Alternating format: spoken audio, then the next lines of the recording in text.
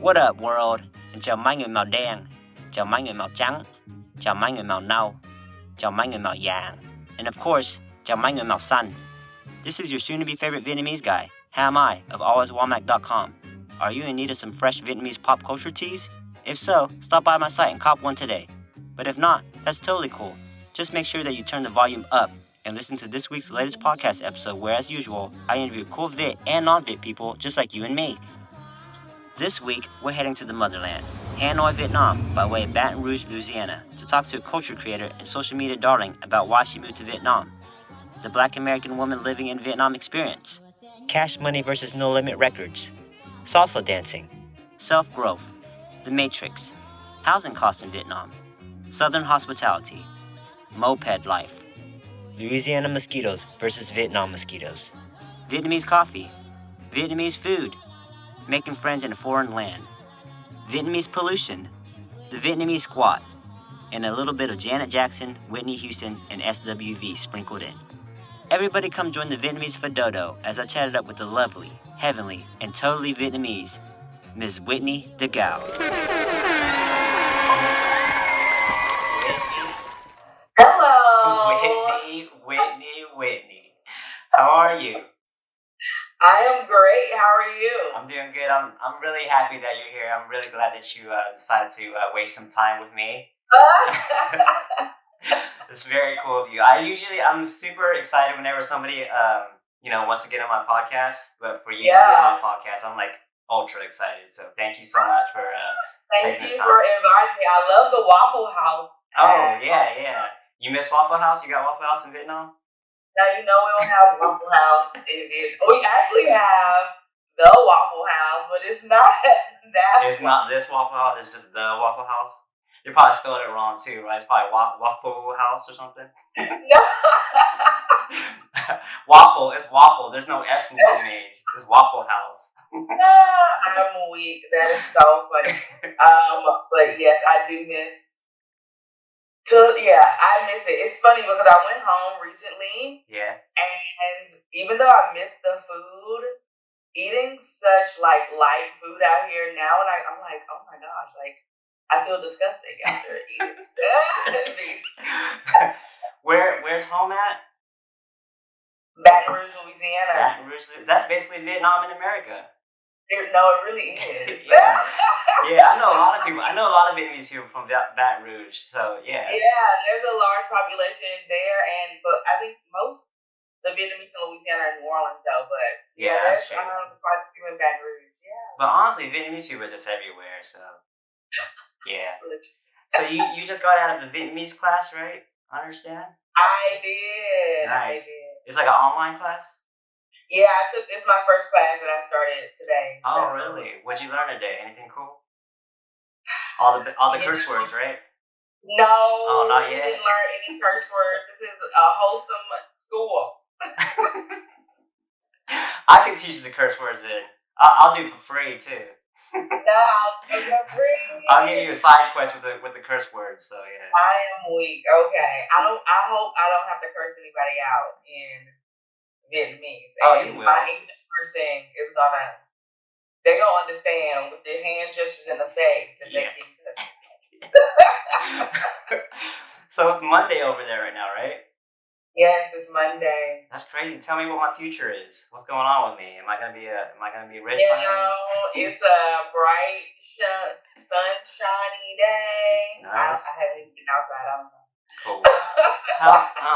How's your mornings usually go? Like. Normally I get up and I get out. I am a get up, get dressed. I just started, my morning routine for the 15th time this year. Yeah. So, and that's really just like doing more like warm water, taking my probiotics, all that stuff. Okay, the personal self-care stuff. Yeah, nice. Health things, because, your girl is getting up there in age. Yeah, I'm the same way. So, yeah. So I'm like, 40 is around the corner.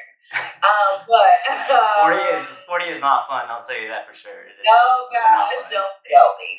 I just had my my wife's nephew just stayed with me over the weekend. Dude's Uh-huh. like he's 21 years old, whatever. So I ordered some pizza for him, and then like in the middle of the night, he ordered some Uber Eats. He got like some ice cream. He got some Coca Cola. He got an energy drink at like maybe 2 in the morning. And then he woke up. He slept really late. He woke up really Yeah. early, and then he went to go play like volleyball all day. And I'm like, dude, like I wish I could do that again. Like I'm so jealous of So you. yeah. Yeah. I went dancing the other night, and the next morning I woke up. What were you thinking? Like, Your body started feeling it already? no, like because I went out the entire day. It was only salsa and bachata, so it was like dance with me, dance with me. Dance. I'm like, oh my god, Is salsa dancing a big thing in Vietnam? huge. Did you find it? Did you stumble into it, or like Okay, I started dancing. So I lived in Medellin, Colombia for 8 months. Nice. And I started dancing there.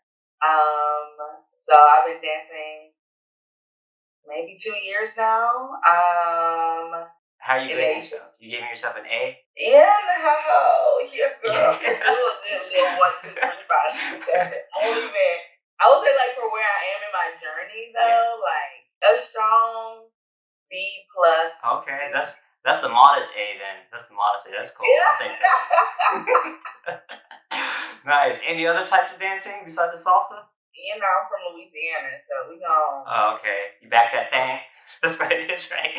You do the juvenile. you know, when they say, "Oh, we taking over for the 99 and the 1,000." Yeah, that's great. I miss those days. Those were the best days. Yeah. Hey, were you more of a no limit or were you more cash money? Definitely more cash money. Okay, so more juvenile. Yes, Over Master yes. P. Master P was, I'm a no limit, but no. You weren't into Silk Shock? I'm always all like, okay, yeah, cool. Lil Wayne, Yeah, that. yeah. You know? Did you have your breakfast yet? Yeah, I try to. The only time I eat breakfast is I'm like hungover and I try to go get pho. Yeah. That's what pho like, really is for. Pho's really for breakfast. I know. I really just like the broth, and it was so funny because I like a little noodle and I eat the meat, but I really go there just for the broth. Like, drank all of the broth, and the auntie came and was like, "Girl, why you didn't finish the rest of these noodles?" I was done. I was Girl, gonna I was ask. out of here.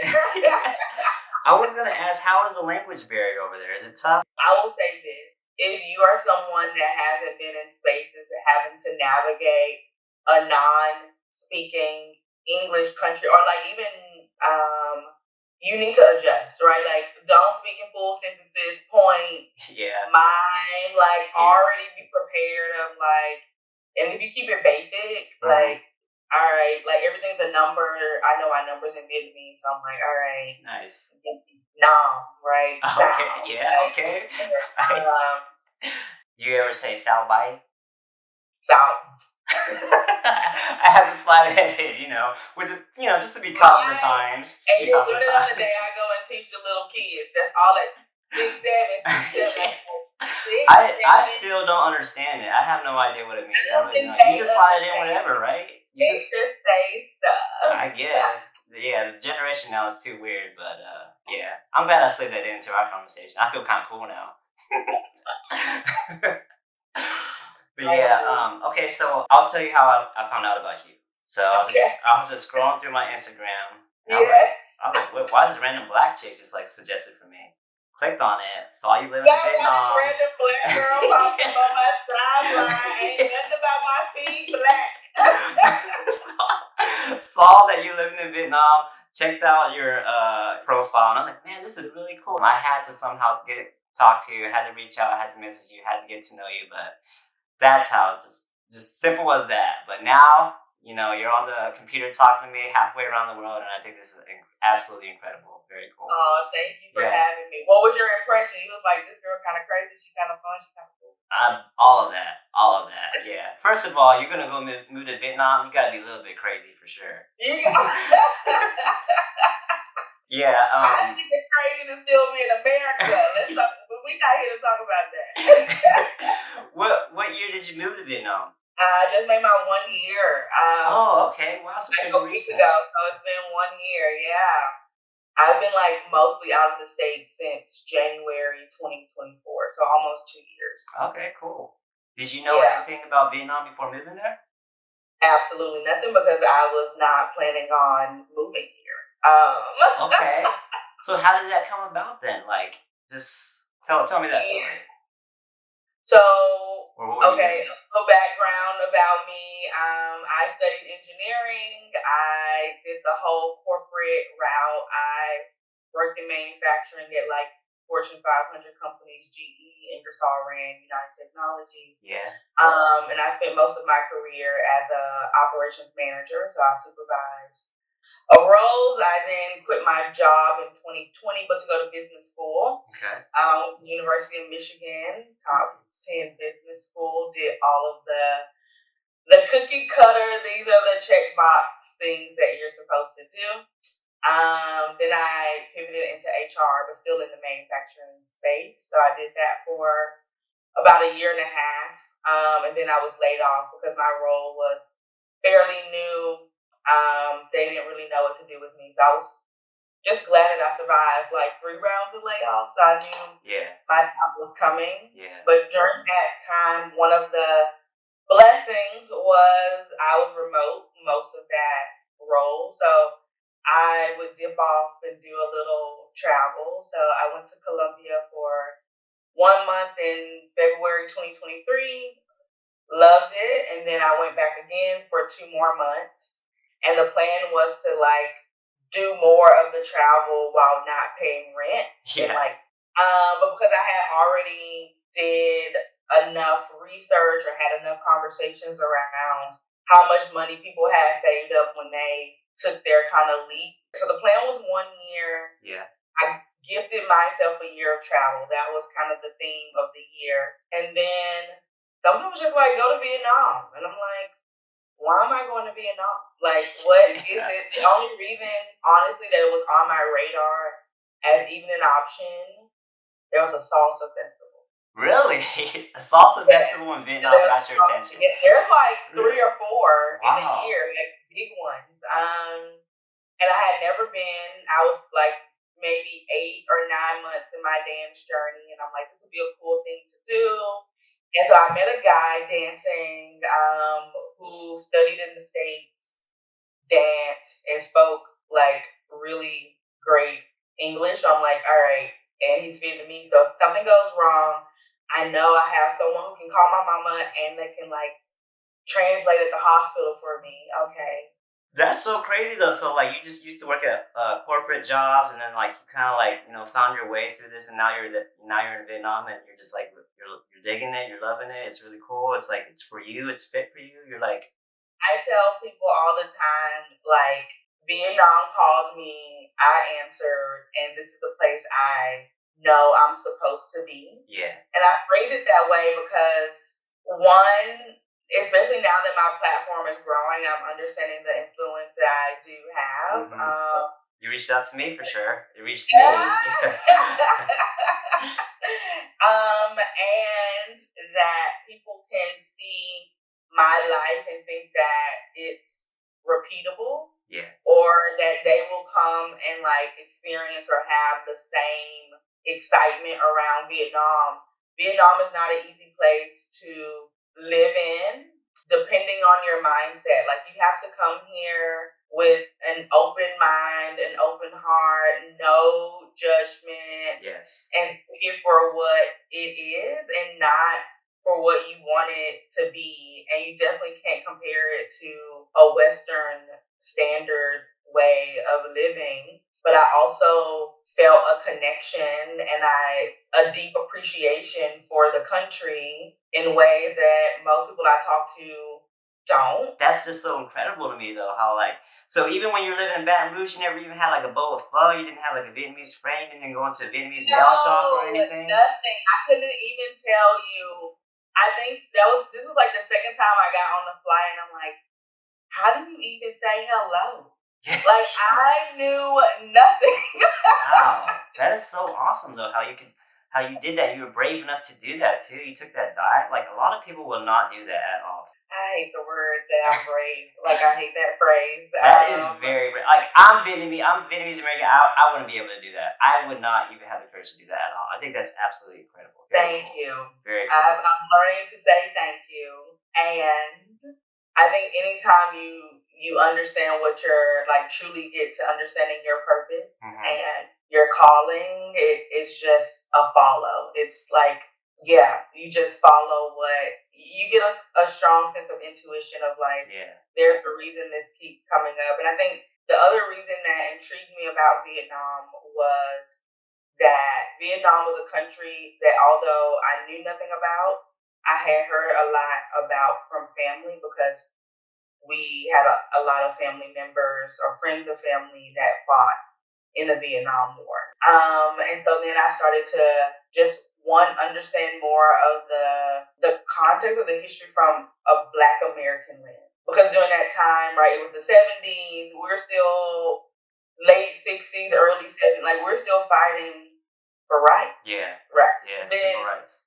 They were coming over here to fight on behalf of a country who we clearly didn't even understand why we were over here fighting for in the first place. And I've just learned to appreciate history more as a traveler. And when I look at it from the lens of like my lived experience, the context of what it means to be from a marginalized group, how to understand what power is in play and how media has portrayed a certain lens and what's the opposite of that.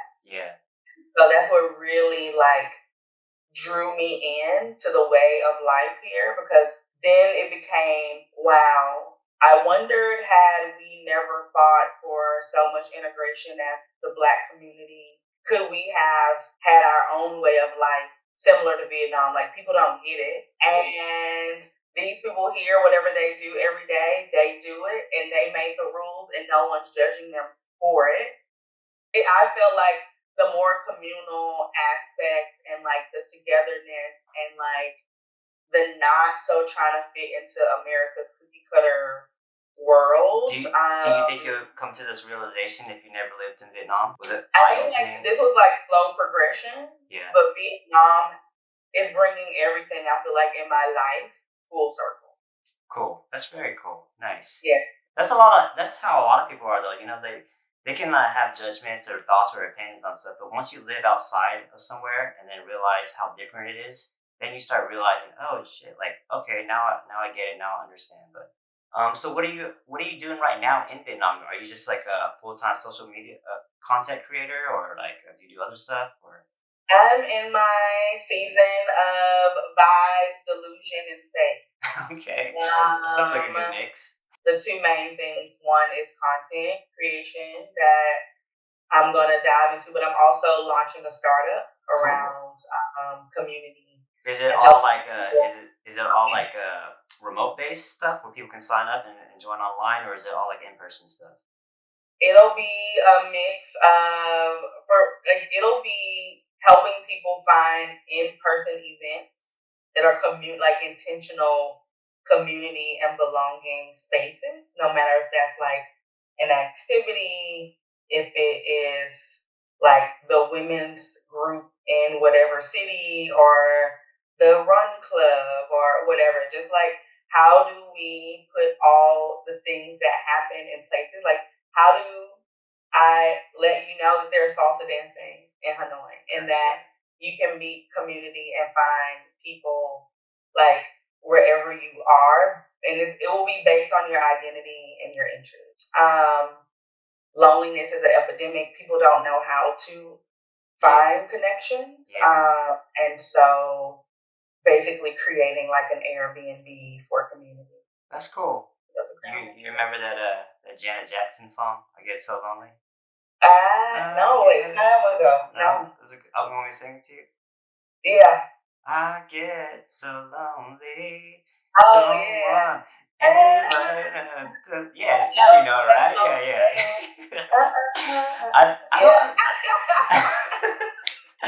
I don't understand loneliness though, you know, because I'm always busy. I mean, I got a wife, of course, but like Yeah. Sometimes, like, I'll have people like, hey, man, I'm like, I just get lonely. And I'm like, just do something. Find a hobby. Pick up a hobby and Yeah, do I'm it. not lonely in that way ever. Like I tell people all the time, I'm for the streets. Like I be outside. Yeah. I'm always doing something. Me I too. encourage people to do things. But yeah, so I'm not lonely in that sense at Cool. all. Cool. So you're doing something totally different from when you were in the States, then, right? When you're working at those Fortune 500 companies and stuff, you just picked up something totally different. You kind of ran with it, and now you're like really good at it. I tell people, one, travel helps you reflect a lot. And so like I know this because of a lot of deep self-reflection. Yeah. I've been who I am since as early as the age of 6. Nice. Right? Like it started with I fell in love with travel. Right? Like I became curious of a world outside of Baton Rouge. I look at experiences now from a place of understanding, not trying to justify if it's right or wrong. Other than that, everything just is what it is. Yeah, you're constantly growing. You're constantly realizing who you are and what you can do Yeah. and the power So of I it. think all of that to say, I didn't wake up and just like changed my life, right? Like You grew to I that started point. opening my eyes to life. And then I think the next major moment is I took a class in business school called Leading a Good Life. And they just talked about how to understand your body, how to identify things that bring you joy, right? Like write all of those things down, things that make you anxious, write those down that make you sad. How do you put more things in your life that make you happy? And the thing that always kept coming up for me is travel, meeting people. I really love being in spaces where people don't think I belong and like fitting in and being comfortable, right? Because one is just a reminder of how far I've come personally. And it's just like a reminder to other people that we're all just people. People like to laugh, they like to drink, they like to dance, they like to gossip, like they like to like You're right. We're all the same. We're all the same. We're literally fundamentally all the same. People are people. Yeah, we all got issues too. We all got like some skeletons in our closet. We all fucked up in some weird way. We all like to eat. We all like to listen to music. We're all the same. We really are. But yeah, that's cool. Yeah, so a lot of people just they still can't identify it though. A lot of people can't. Yeah, They can't understand I that. think when you get caught up in the rat race of America, it doesn't give you space to do that. And to go and do something different, yes, it requires courage and bravery. Yeah. But I think on a deeper sense, it requires understanding the broader sense of all worlds and all societies. Is there's someone who wants power, and in order to have power, someone has to be little. And they use media and they use socialization and like pack mentality to control that. Because if you look at every millionaire, every billionaire, they all took a risk. They all did something outside of the norm. Yeah. But yet they'll preach to you to go and do what's normal. Yeah. It's weird. We're all living in the matrix, so we basically just gotta break free from it. You do, you really do. How's living like, actually living like housing and like are you living in an apartment, you living in a house, you got some roommates, or like how is it pretty affordable? Is it cool? Yeah. So I live alone. Housing, just like everywhere else, it varies, right? Depending on what your standards are, what you like. I live in a pretty like modern apartment building. Typically it's like a little what we would describe as like a town home look. But each floor is like an apartment and it could be a studio, 1, 2, maybe 3 bedrooms. I haven't seen many 3 bedrooms, but 2. Way more affordable than the States. Oh, 1,000%. 1,000%. But I live in a 2-bedroom, 2-bath, and I pay $830 US, and that's considered expensive. Wow. You can probably get a 2-bedroom. I'm thinking about Vietnam as my retirement plan if things don't work out with 401k, so like yeah, like 650 a 1-bedroom between 500 and 650. You can get a 1-bedroom. But yeah, I would say some people though think they're gonna come and get like the luxury apartments for like $300, and I'd be like, no. Yeah, but 300 could get you something pretty decent though, right? Kinda, if you look hard enough, maybe. In the countryside, not. I think it can get you something livable for sure, I right? mean, But again, it depends on your standards and what you. 850 beats like 2,500 for sure, A thousand, like I was yeah, paying $1,900 for like a very small one bedroom yeah, in Indianapolis. yeah. I used to live out in California. That shit was like $3,000 a month. I was like, I could never. yeah, The yeah. southernness in me could never. I could never. Then I moved back to Texas though. It got a little bit more affordable. So Okay. yeah. And what city are you in? I'm in Fort Worth. Okay. Okay. You ever been out to Texas? I went to college in Texas. I went to Prairie View. Oh, really? Okay, cool, cool. Did you go to the Prairie View versus Grambling game every year? No, I know that one is in Dallas area. Yeah, No, I didn't. Because I'm from Baton Rouge. There's like the Prairie View Southern game. Yeah. It's like the big rival. But I didn't go. I never made it to a state fair classic. Oh, okay. That's cool. You done a lot of other stuff to make up for that, so yeah, I think you're good. You ever miss home? You ever miss the States? Yes, and no. You say you just got back from you say you just came home and got back to Vietnam, right? Like yeah, I went home for a week for my best friend's wedding. Nice, congrats. We've been friends since we were 5. Cool. So I couldn't miss that. Yeah.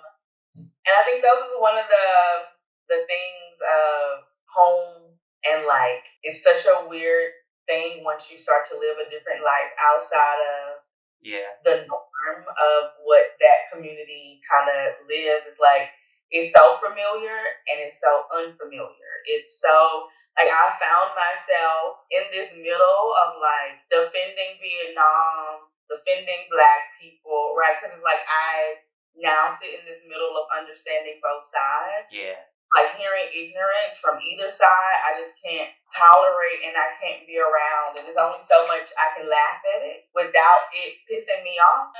That's cool though, because like you're basically Vietnamese now, so yeah, you're sticking up for Vietnamese but people. It's so cool. Interesting because I got here and I think one of the interesting things about my content, why I think people resonate, is because they look at me as a non-biased party.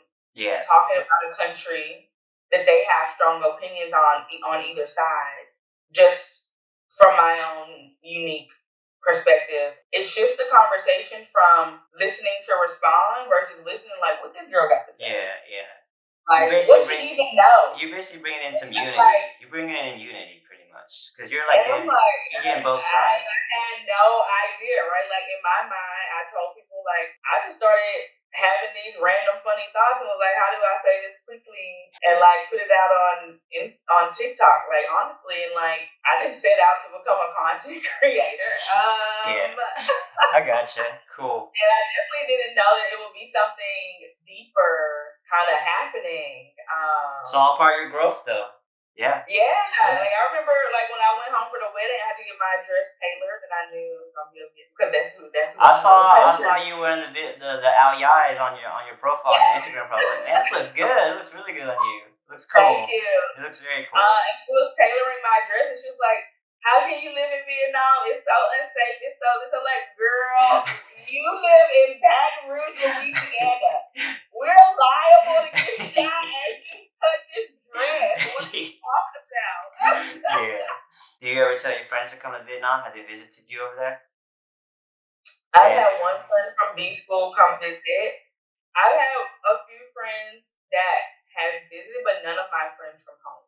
Did they like it? The friends that did come visit? Some was like, "Yo, this some wild shit,"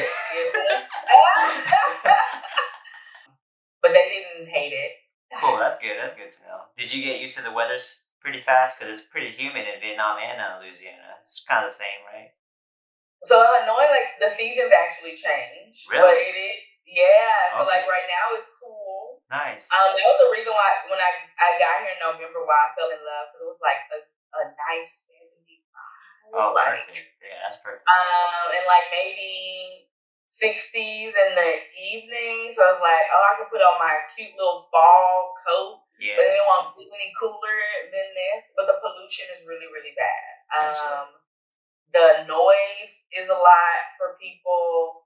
The summers can be brutal. I'm just like, am I ever not gonna be hot? And like, I don't get, because like it's hot in Texas, it's hot in Louisiana, but one, we don't walk. Or we not on a motorbike, right? Like I'm in a car. I remember growing up, like we would go run the AC in the car so it could be cool when we get in it, right? Like, and we just not outside in the same way. And when we go inside, it's like a fresh, crisp AC. It's like a fan blowing, and you just like, damn. What mosquitoes are worse, Louisiana or Vietnamese mosquitoes? I would say, here I definitely get bigger bites. Yeah, you get bigger whelps. But no, Vietnam, they'll eat you up. I'm not gonna lie, they gonna eat you up. Yeah. Making friends over there pretty easy. Making friends for me is easy.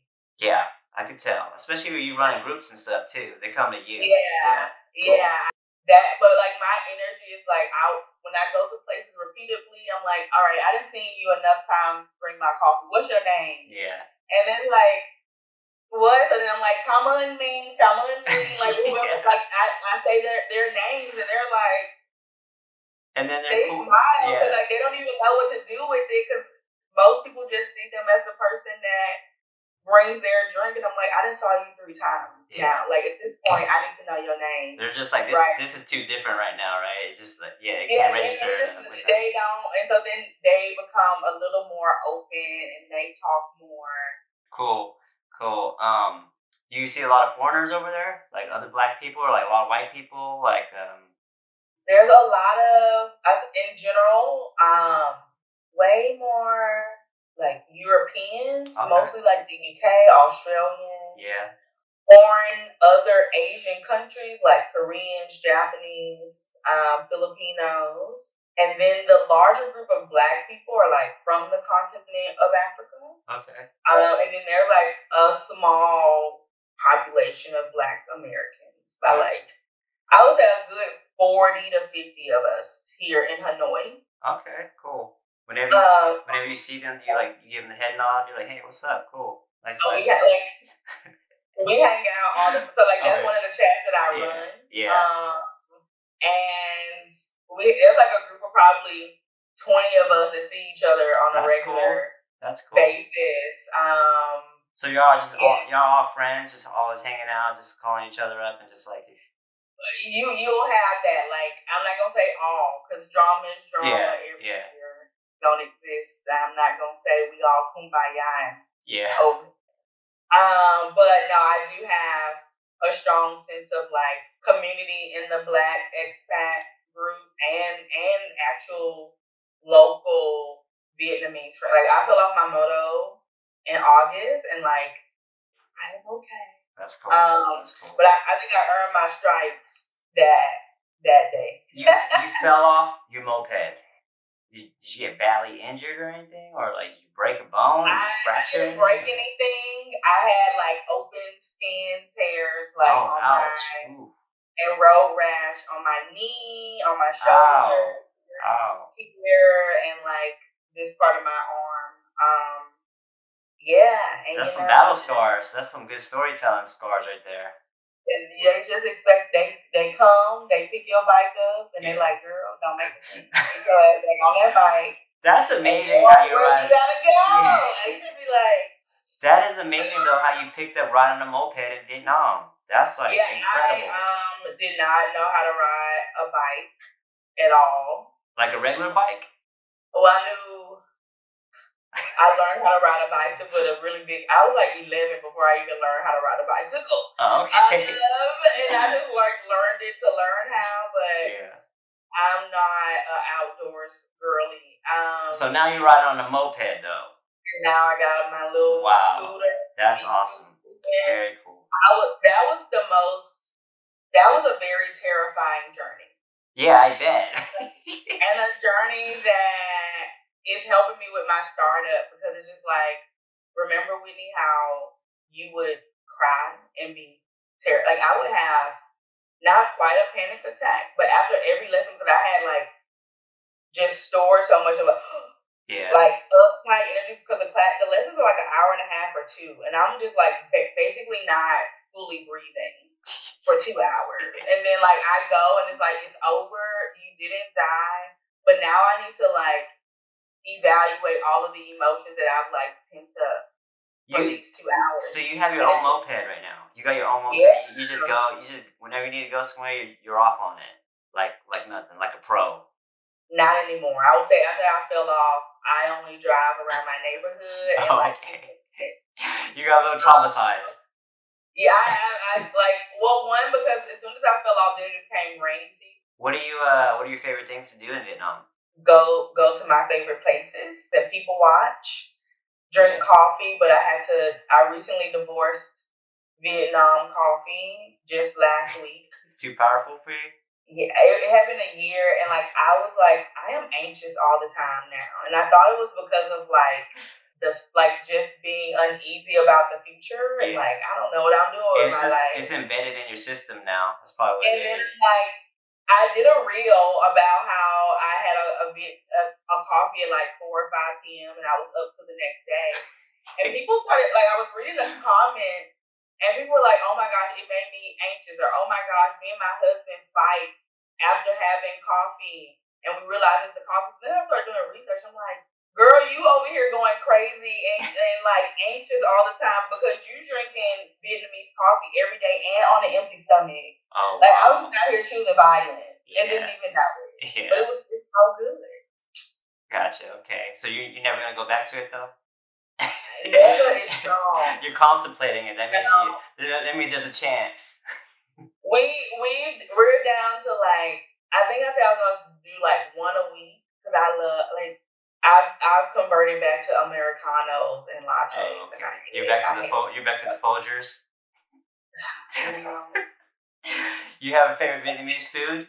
Bún chả. Okay. Bún chả. Okay. I like sam khom. Okay, nice.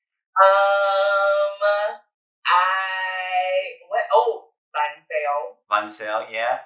You're drenching all this. You're drenching all this with the nước mắm too, right? I do. I put a little fish sauce. Nice. Well, the bún chả, you gotta eat it with the sauce. But I mean, I found a pho place that I really like.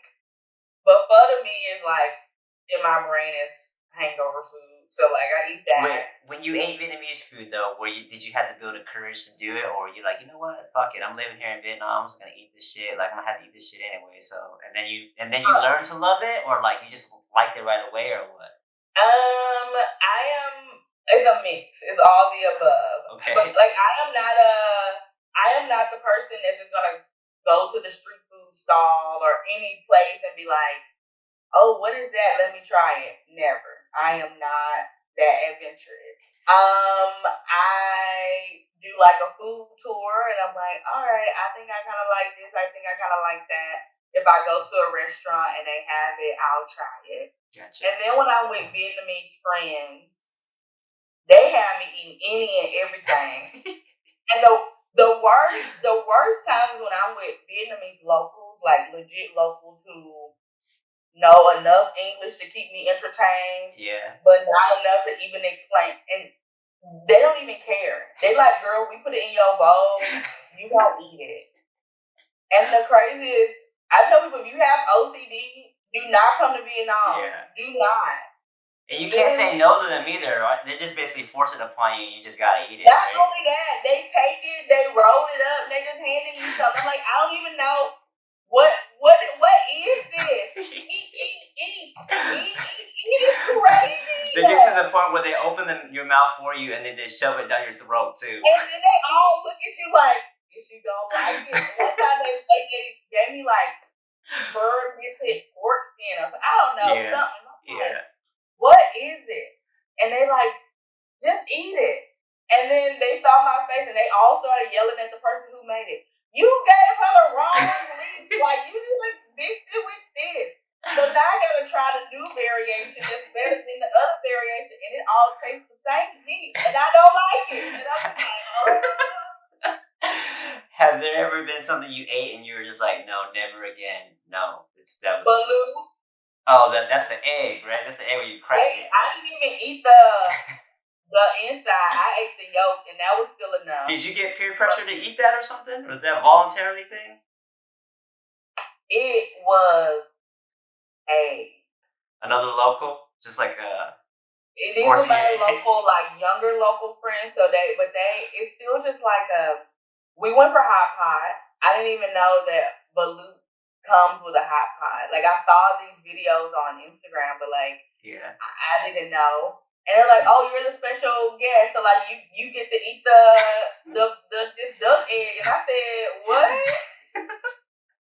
And they're like, "Yeah, like you get to eat it." And it was like an honor. And I'm like, I don't need. I don't want to be honored right now. I don't. It's okay. Yeah. And so because I didn't want to like disrespect. I mean, if I would have said no, but like I'm also down to try, but the way it looks, I couldn't get over it. Yeah, it's too alienish. We gonna eat the yellow part, and then you gonna eat the rest, and that's how we gonna do that. But I've eaten like chicken cartilage, something I thought I would. I like that. That's good. And then now I'm like, when we gonna get chicken meat? I've had duck tongue. Yeah. And that was also like, what? And I'm like, this actually, one is no meat on it. It's really just like the sauce. Whitney, you're not black, okay? You're Vietnamese now, right? You're not black anymore. Yeah, black people, we eat crazy stuff too. We eat pigtails, pig feet, chitlins. Was there anything that you ate and then you're like, you know what? This is actually kind of good. Like something that you were surprised to really like. The one thing I wasn't like surprised to like it. I was surprised. It was like a soup and it come with pig feet, and I was so happy because I'm like, I ain't had pig feet in a long time. Like we eat pig feet in Louisiana, and so it's just like I can fuck with this, right? Like some of this other stuff I don't really need. Like I don't get the blood. Oh, that blood dish with the peanuts on it. I don't do that either. They don't even put it in peanuts. It's just like a little cube. It looks like the Jello one. That's the Jello one. Yeah, I don't like that either. I'll be like, I don't know why we need to eat that. I don't know why we eating just blood in the. No, it's okay. They be like, dip it. So I try it just to say I tried it, and so you don't ask me to try it again. That's cool. That's cool that you're down to try it. At least, a lot of this stuff I don't even eat. At least once. I'm trying to think anything I just like fell in love with that was like originally questionable. You got a favorite Vietnamese beer? I go for a Bia Saigon over like a Bia Hanoi. Okay. But yeah, I just drink whatever. You drink it with the ice in the glass? I do now. Okay, cool. I'm telling you, you're Vietnamese. You're Vietnamese. You're 100% now. I just like I have a friend. We go every Wednesday. We have one beer. Nice. Like we getting ice today. Now it's getting cooler, so we haven't been getting it. You get one beer, and then you get one gigantic bottle of cognac, right? No. Oh no.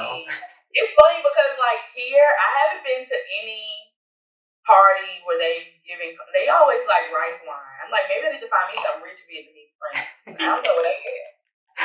Because I've been drinking rice wine all the time, and that is no joke. Rice wine will fuck you up too. It's basically sake. Sake's strong.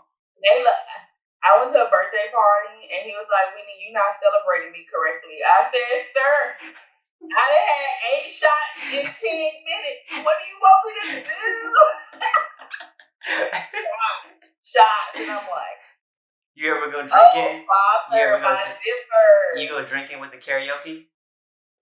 I've done karaoke, but I haven't done like true local style Vietnamese karaoke. I've seen it. Okay. I've heard it. goulash. Yeah. But I haven't done it. The aunties, that's one thing I still don't understand because, okay, for us, music is like soulful expression. Yeah. These Vietnamese aunties, they just be, like, no emotion, no excitement. I be like, so you just said, hand me that mic, girl, and I'ma just go in with that's all I got. What are they singing though? It's just like some Vietnamese song, some random Vietnamese song. That's some Vietnamese song, but and they be loud. And what are you singing? What are you singing? It never sounds good. It just be like, all right, girl, go off. What are you singing? Whitney Houston? Me? Yeah. You know, my name's Whitney. Oh, no. Whitney Houston's hard to sing. That's hard. That's tough. I can't sing no Whitney Houston. Okay. I kind of can, in a very low register. Gotcha. I grew up in the church choir, right? Oh, so nice. I can carry a tune. Maybe you can do. In Vietnam. In Vietnam, people think I can sing. At home, people be like, "Girl, shut up." Maybe you can do a dance with somebody. No, that's too much. What about I'll always love you. That one's tough. Again, too much. There's no Whitney song that's easy though. It's all hard. One of them, like, they're all hard, 1,000%. What about Mariah Carey song? No. What about Mariah Carey can't even do her songs no more. What about SWV song? Is that I get so weak in my knees? That's SWV? Yeah, that is. I get weak in my knees. Yeah, or maybe knees I can hardly speak. I lose all control. Okay, so now I know your karaoke song. Cool. Next time when you go hit the Vietnamese beers and you get that beer Saigon with the ice in it, you get 5 of them in. Sing SWV, weak in the knees, because then you're gonna get weak in the knees after you drink those 5 beers. What's the most annoying thing about Vietnamese people? You can tell me. It's cool. Look, I'm not gonna hold back. Sitting on the street, digging in their nose, and spitting. Just keeping it real, right? That's all it is. I still, and I've even again gotten to the place. Some of the stuff I still don't understand because I'm like, we still had a global pandemic. Yeah. Do y'all remember? Yeah, it's be hot. And the worst is when they do it on the bike. I've had a Grab driver drive me and I'm like, I know you. No, I'm doing that though. I'm at a red light. I'm opening my door. I'm hawking out a big ass loogie, and I'll question myself when I do that. And I'm like, I guess it's just the Vietnamese in me. It comes naturally. I think so. Like, no, you just nasty. I think here I justify more because the pollution is really bad. Like, I found myself doing it now, because like, if you don't wear a mask, the pollution is really bad. Like, you do get a lot of just you be eating dust. Yeah. Like, you don't have whatever if you cough and then a dusty road or a truck comes by, like picking up dust. Are you getting like some street food and then sitting squatting in the middle of the street eating like your banh mi? No? You'll get there. I know you're gonna get there soon. Probably within 2 weeks. I definitely do the Vietnamese squat, but it's so funny because one time I was standing waiting on my friends, and people were just like looking at me like, "Are you lost?" And I was like, "Let me just do the Vietnamese squat. Nobody gonna bother me." And it worked. Because if you standing there and you look, then they think you're lost, and then they come and ask you, "Do you need help?" Yeah. I'm like, I don't need help. Like, I'm exactly where I'm supposed to be. I'm just waiting. So I just squatted and looked on my phone, and literally nobody came. You need to do an Instagram reel of that. You know how people leave you alone. Just do the Vietnamese squat. No, legit. Just squat. It don't matter. If you really want to be a pro, pull out a cigarette. Yeah. There you go. They love a smoke. I don't like smoke. I don't like that either. That's another thing about living in Vietnam. I mean, in a lot of countries where smoking especially like, yes, y'all, I wash my hair. You can wash braids, but we don't wash our hair every day, and so like You don't want to having get smoke smoke in it, in yeah. your hair Yeah. is like so annoying. Speaking of your hair, like, do you have to go to like a special hairdresser or anything? Yeah, there's some African braid shops Oh, out okay. here. Nice. Like they're not gonna tend to the health of your hair, Yeah. but they'll put it in a little style. Okay, cool. That's good to know. It'll be good enough. Very good to know. What's the most beautiful view of Vietnam that you're gonna always forever remember? Is there like a time where you're just like, oh my gosh, I can't believe I'm here right now. Can't believe I'm witnessing this right now. Like, this is absolutely Like How breathtaking. Long Bay was one of those special moments of like one is like being on the cruise, sleeping on the water, and the views are like so nice. So how long you said you were on a cruise on how long? Yeah, like the How Long Bay River Cruise. Okay, nice. Yeah, it's really that was actually it's also memorable because it was the time that I decided I'm gonna stay in Vietnam. Oh, really? Okay. Yeah. Very Yeah. cool. So was it like a sunset or something? Did you have a drink in your hand? Was there like a wind blowing on you? It was nice and cool and like.